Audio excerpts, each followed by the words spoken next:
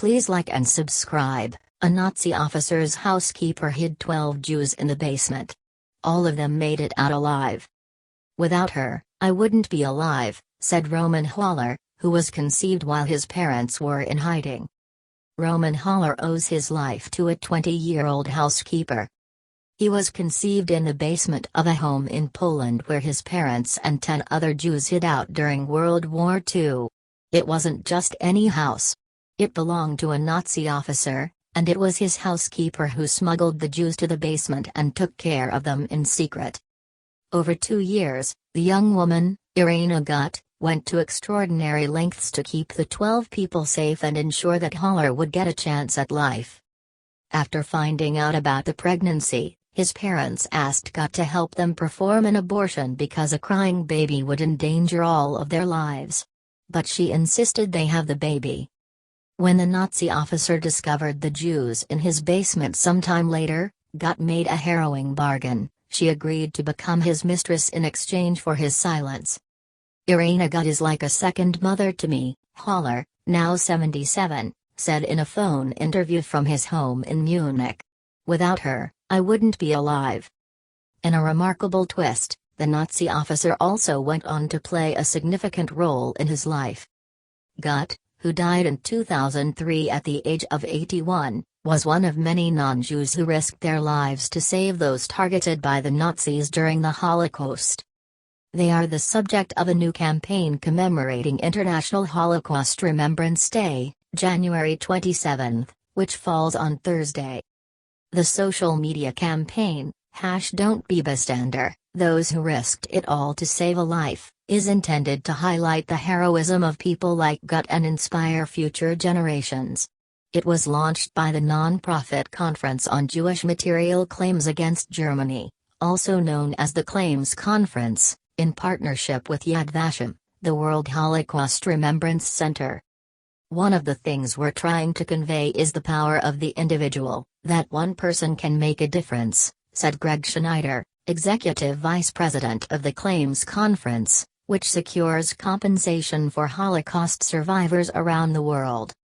In Jewish tradition, there's a teaching: if you save one life, it's as if you've saved the whole world. These stories are perfect examples of that.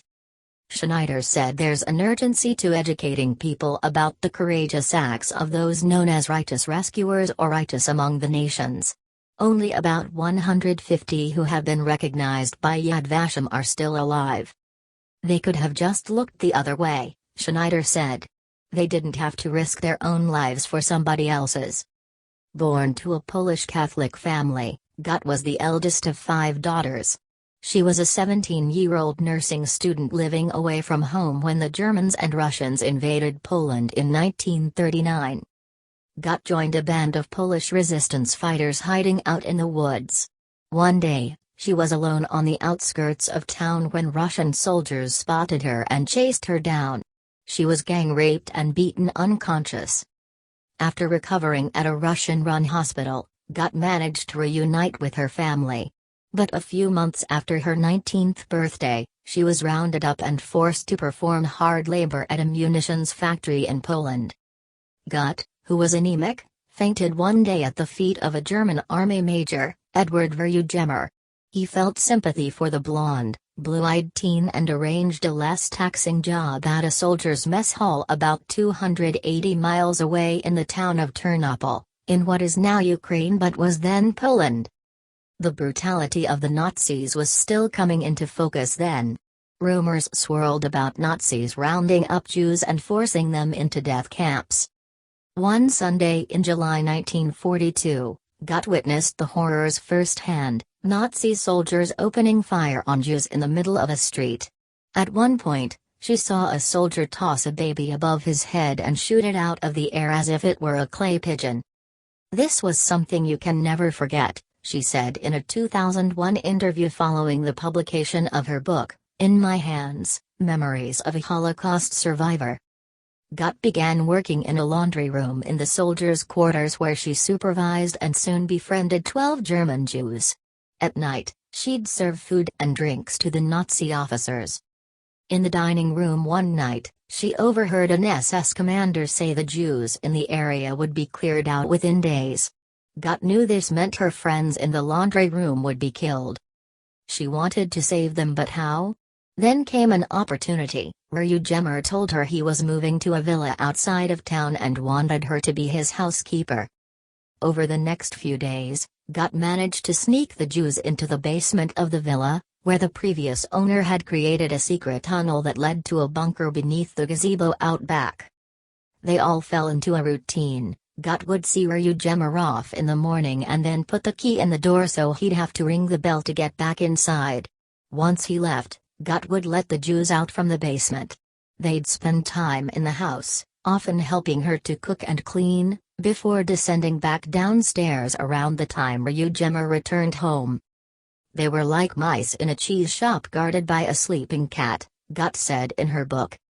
There were close calls. A Gestapo officer once showed up unannounced while some of the Jews were in the kitchen. Gut bought time by pretending she was in the shower and opened the door with her hair wet and a towel wrapped around her. One small oversight put them all in jeopardy. Gut was returning to the villa from a trip to town when she got swept up in a mass of people herded into the main square to watch the hanging of a Polish couple who were found to have been harboring Jews. The couple's 2 children were also executed.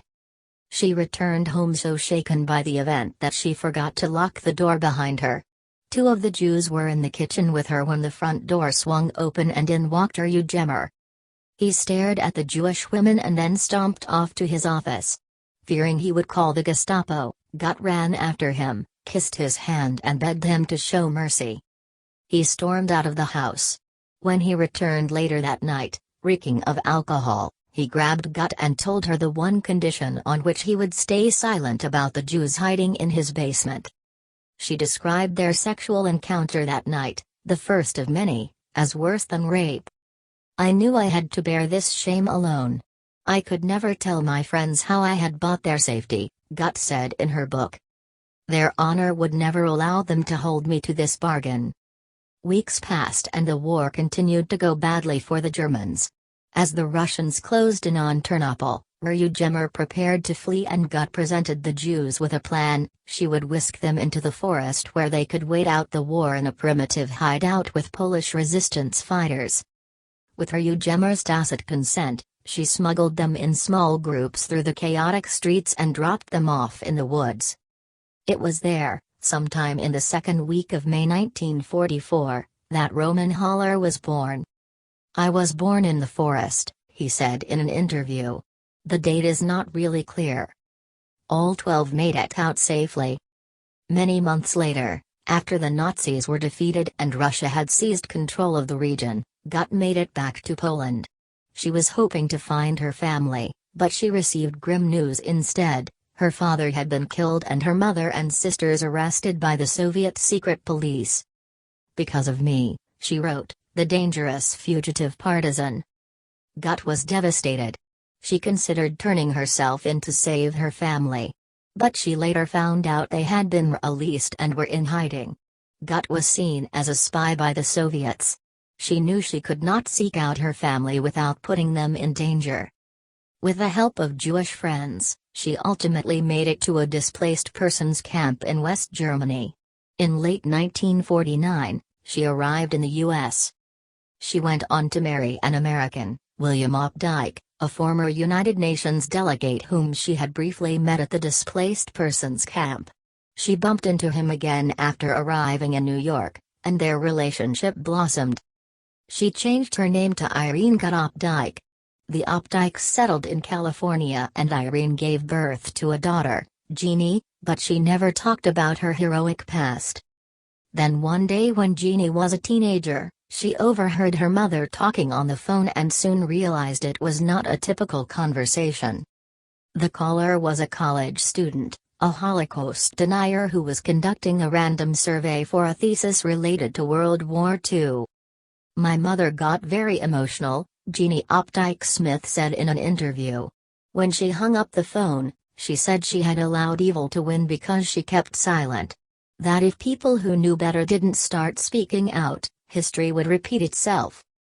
From that point on, Irene Updike told her story everywhere she could: Rotary clubs, synagogues, schools. Soon newspapers were writing glowing feature stories. In 1982, she was recognized by Yad Vashem as one of the righteous among the nations. Back in Germany, Roman Holler grew up completely unaware of his parents' experience during the Holocaust. "My mother had nightmares," he said. It was not something she would discuss.